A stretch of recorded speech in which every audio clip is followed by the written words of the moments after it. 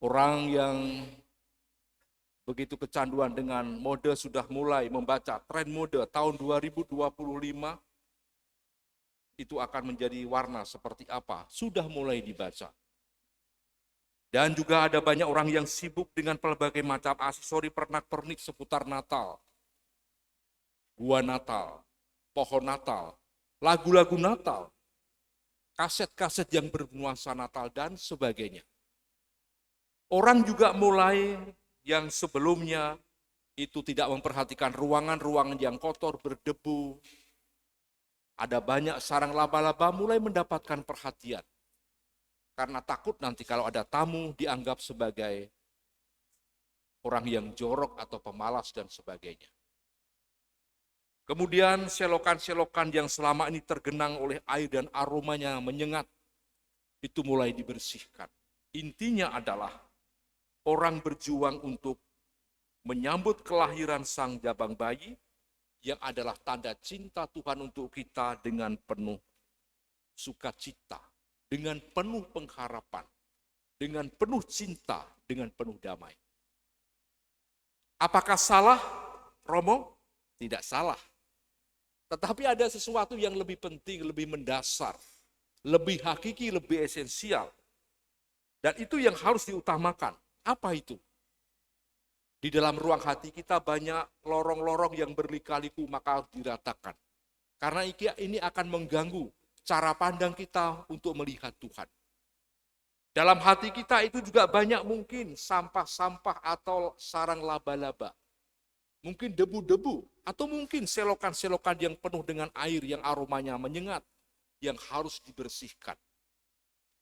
Supaya apa? Yesus yang akan lahir dalam ruang hati kita, itu merasa kerasan tinggal di situ.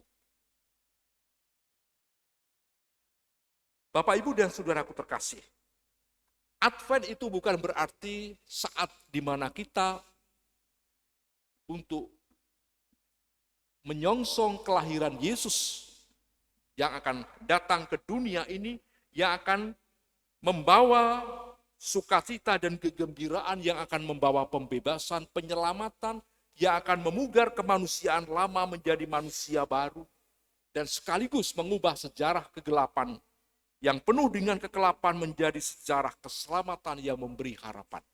Bukan hanya itu, tetapi Advent itu berarti saat atau masa di mana kita menyongsong kedatangan Kristus yang kedua kalinya.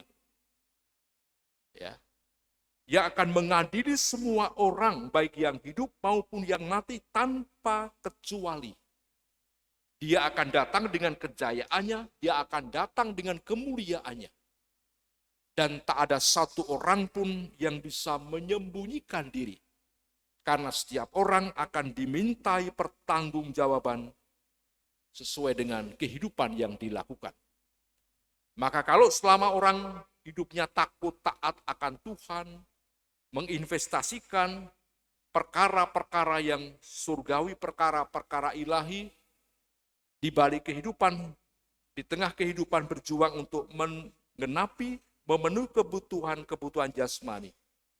Orang-orang seperti inilah yang kelak akan luput dari derita dan sengsara.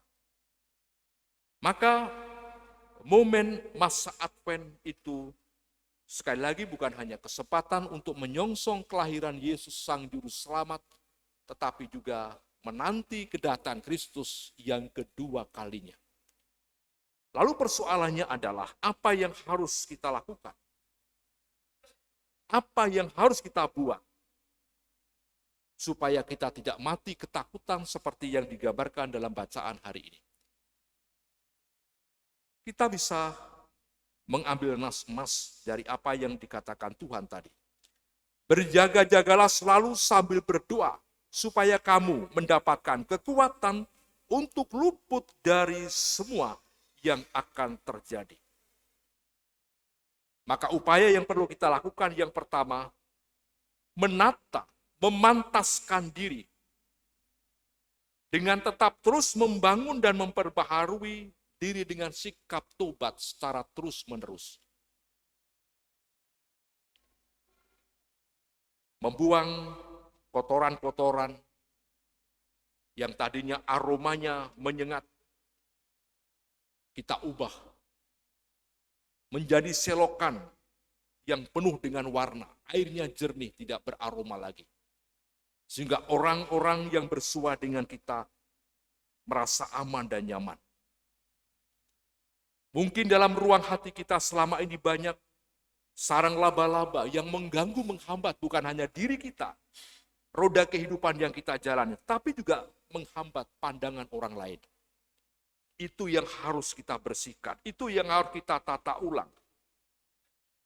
Itulah sikap tobat. Supaya apa? Kita pantas untuk menyongsong kedatangannya.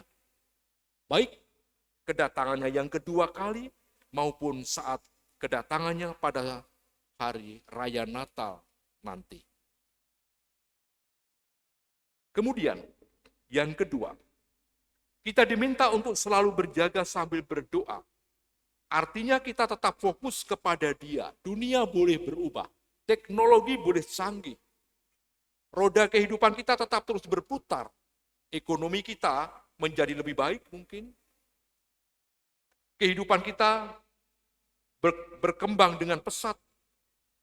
Banyak karir, banyak kemudahan, dan lain sebagainya. Tetapi hari ini kita diingatkan. Jangan sampai kita tersesat di jalan yang terang. Jangan sampai kita kehilangan orientasi bahwa apa yang ada di dunia ini, apa yang diberikan Allah, Tuhan punya rencana terindah untuk kita, supaya mempermudah jalan kita untuk bertemu dengan Dia, menjadi jembatan kita untuk boleh memuliakan Dia, memanusiakan manusia yang lain yang kurang beruntung menjadi lebih bermartabat, dan sekaligus menjadikan hidup kita menjadi kurban persembahan yang harum mewangi. Orang yang berjaga sambil berdoa adalah orang yang tahu persis bahwa yang sedang dinantikan itu adalah pribadi yang sangat bernilai dan berarti dan bahkan menjadi penentu bagi keselamatan hidup. Dan itu yang harus kita buat. Maka selama masa Advent kita diminta untuk tetap terus meningkatkan zikir kita, doa kita, amal kasih kita, maka akan ada yang namanya aksi Natal.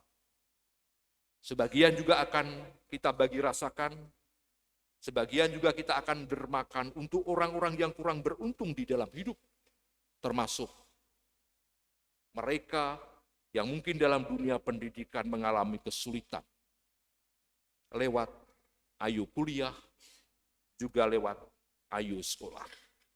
Kemudian yang ketiga, melalui masa Advent, kita diajak untuk sungguh sadar diri. Tahu posisi siapa saya, siapa Anda, siapa kita. Yeremia telah menegaskan bahwa apa yang telah dinubuatkan itu akan terjadi. Tuhan akan memberikan tunas yang baru, yang akan menegakkan keadilan dan kebenaran. Maka bagaimana kita juga mampu dalam kehidupan ini tetap terus berjuang bersama dengan Dia untuk memperjuangkan keadilan, kebenaran, keselamatan bagi banyak orang. Tuhan, aku mau berjalan bersama dengan Kau. Tuhan, aku mau apa yang Kau mau. Tuhan, seperti yang dinubuatkan Nabi Yeremia, aku mau melakukan rencana dan kehendak. Kemudian pesan yang terakhir, masa Advent membuat hati kita harus senantiasa tertuju kepada Dia. Maka seperti dilambangkan dalam lilin Advent, dan kemudian ada corona, lingkaran Advent yang berwarna hijau dari cemara, itu mau menyimbolkan, mau menyampaikan pesan kepada kita dalam rangka menyongsong kedatangan Kristus yang kedua kali dan menyongsong kelahirannya. Kita diminta untuk menyongsong dengan penuh pengharapan, penuh cinta, penuh sukacita. Warna pink itu lambang sukacita dan juga penuh dengan kedamaian. Selamat memasuki masa Advent. Semoga masa persiapan ini menjadi momen emas bagi kita untuk boleh mengalami Tuhan yang nyata nanti pada saat Dia datang yang kedua kali dan pada saat Dia lahir di hari Natal dalam ruang hati kita. Tuhan memberkati.